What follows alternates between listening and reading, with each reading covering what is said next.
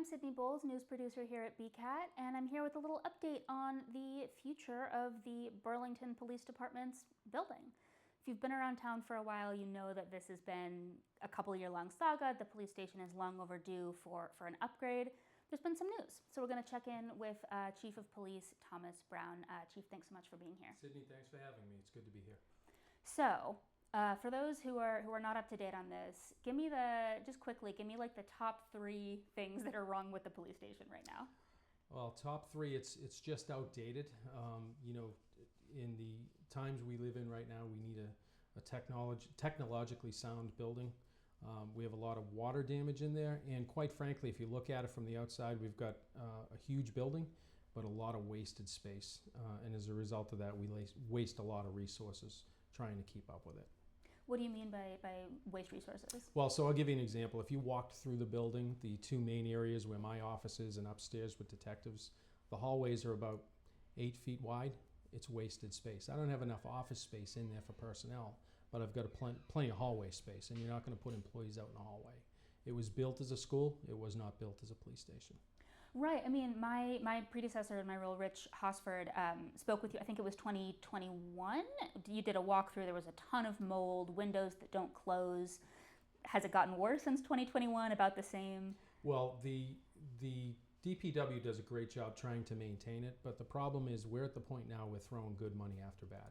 So we're coming in and we're putting Band-Aids on things that really require more than just a Band-Aid. And these problems have been compounded over the years. I mean, the water, just look at the summer we've had today, up to date, and we've had a lot of water problems just this summer alone, which compounds years and years of water damage before it. So you can imagine what you're breathing in if you look up at the ceiling and see all the water damage.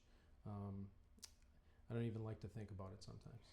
Yeah. It seems like I was just going over the history of this. It seems like there was a mold study done several years ago that found no harmful mold spores at that time. Right.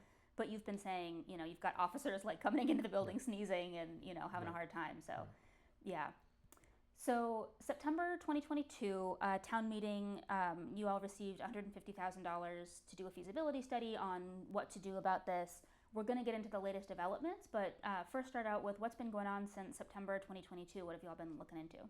So the town is contracted with Castle Booz Associates. They're an architectural group out of Boston and Foxborough. We've been assigned a project manager. His name is Kevin Witzel. He's come up. He's the senior architect and project manager for our specific project. He's come up with his team a couple of times. They've toured the police station. They've done all their background work with the town as far as the building department and assessors and everything like that, studying the existing lot that we're on. They've also have structural engineers that are working to determine the feasibility of whether or not the existing building can be built out and renovated, which it doesn't look like that's going to happen. So there's a lot going on around, behind the scenes, and then every couple of weeks we sit down with them and meet and get the updates. So what our ultimate goal is right now is to come into September town meeting in just a few weeks and give town meeting an update on where we are and bring the process forward. What's the preview? What are you going to bring to town meeting? So the good things right now is the architects have come in and they've studied 3 lots of land that are town owned, and they've determined that the best lot that makes most sense is where we currently are at, which for my purposes, and I believe every officer and employee of the department, we want to stay where we are. We like being on the campus. We're close to everything. It makes it easy for response plans. We're near 4 or 5 of the schools. We're able to rapidly deploy, and we're on that town campus. They've also studied some other lots that don't look like they're going to work as well, or if they're going to work, they're going to cost a little more money to. Talking about like the Vinebrook.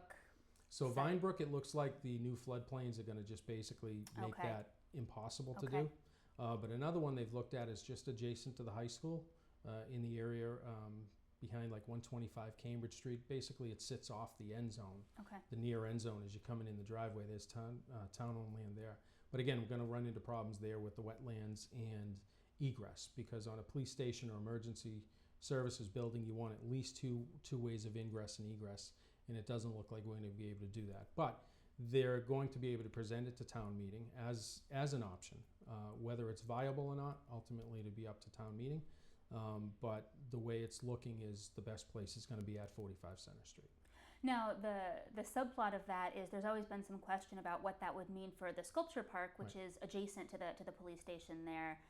Of course, this is still to be determined. Nothing has been decided, but that kind of makes it sound like the sculpture park may need to relocate if that's what ends up happening. So I believe that will be the case if we end up staying at 45 Center, because in order to get the parking there for the cruisers, police employees, and then to bring the community room onto there and allow for public parking, we're going to need a bigger area. And I won't get into like the zoning and the building codes and stuff like that, but what I've heard a lot of is that currently we're non-conforming.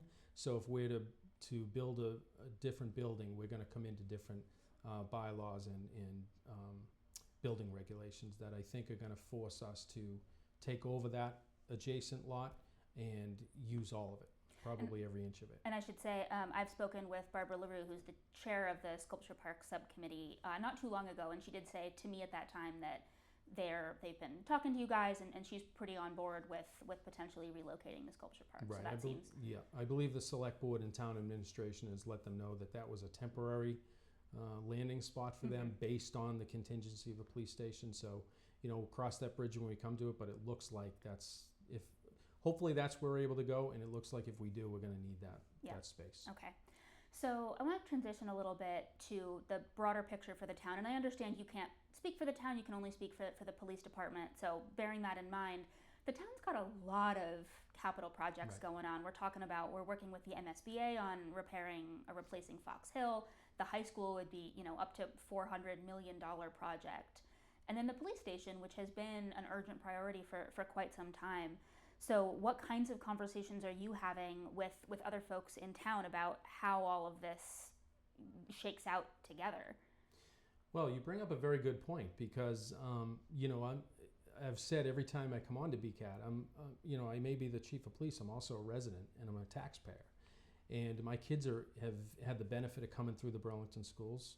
I have a daughter that just started high school today. Oh, congratulations to her, that's great. Thank you. My kids went through Fox Hill, so I'm well aware of what the limitations of the schools are. And I'm also aware of the capital improvements that have been necessary in the town. And this isn't to blame anybody, but just take the police station alone. We've been on the capital improvement plan for years. And unfortunately, sometimes the infrastructure got kicked down the road, through nobody's fault. It just wasn't the right time at certain times to bring it up or to try to do the study. And now all of a sudden, these things converge. And you throw into the background COVID with cost escalation, it's scary. I mean, as a taxpayer, I don't want to see my taxes, go through the roof. But at the same time, Burlington standards are higher than what we have between the schools and the police station. You mentioned costs. Correct me if I'm wrong. My understanding is the estimate was roughly $30 million for the new police station back in 2021. Right. We know construction costs have just skyrocketed in the last couple of years. Right. Do you have a sense for what that looks like now? And we're talking super rough. Right. The back and forth with the architects without doing a full cost analysis, because obviously we don't know what type of fixtures and whatnot, is about 40 to 45 million. Okay, so that's 50% increase potentially. Right. Does it feel like you're competing with the schools, or does it feel like there's a way to advocate for all of the above somehow? Competing with the schools, no, I don't feel that way. I think that the schools have been able to get out in front and they're doing a lot of the public input right now. So they're basically making the headlines, but we've done that already. And now that we have some more information to come out and start to offer to the town, we're going to start to do that as well. We're going to start to open up a website. We're going to look with the town administrator to start setting up a building committee so that as the information comes out and we're ready to give it to the town, we're there and it's available for people to look at. So you're going to see us come back in and maybe fight for those headline spots. But as far as being in competition with them, I don't feel that way. I see that they have a need. But at the same time, am I going to be a proponent for the police station? Absolutely. Okay. Well, Chief, I think those are my questions for you at this time. Do you have, super last question, a sense for when you open the doors, when you cut the ribbon, ideally? Well, that's a great question. I mean, what I would like to see happen is us go to town meeting in September with an update. Then go into January town meeting with any zoning changes as far as the sculpture park and whatever needs to be done there. And then hopefully for funding in May. Then as far as that, then the bid process takes over and that's out of my hands at that point. But I would love to see a new police station by 2027, 2028. I don't know if that's realistic or not, but that's my wish list. All right, I got my eye on it. Yeah. Chief Browne, thank you very much for taking a couple minutes. Thank you very much, Sydney. All right, this has been an update with Chief of Police Thomas Browne, and you've been watching BCAT.